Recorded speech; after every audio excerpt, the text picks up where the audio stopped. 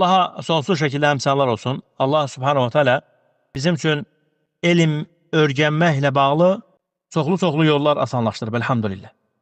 Elm gəlib bizim evlərimizin içinə girib. Ona görə barakallahu fikum, buna birincisi həmd etmək lazım, buna görə Allaha. İkincisi də bunu dəyərləndirmək lazım. Oxumaq lazımdır, gözəl şəkildə. Öyrənmək lazım. Bizim artıq bu günləri tənbəllik etmək vaxtımız deyil.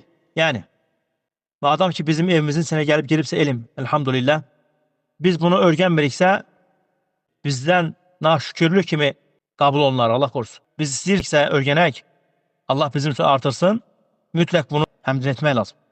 Ləin şəkərtum ləzidənnəkum. Allah Teala buyurur ki, siz şükür etsəniz, İbrahim surəsində 7-ci ayədə, Ləin şəkərtum ləzidənnəkum. Siz şükür etsəniz, Allah sizə olan nemətlərini artırar. Subhanahu wa ta'ala. Şükür etsəniz. Ona görə, buna görə Allah'a həmd etmək lazım. Birincisi, ikincisi də çalışmaq. Çoxlu şəkildə çalışmaq lazım.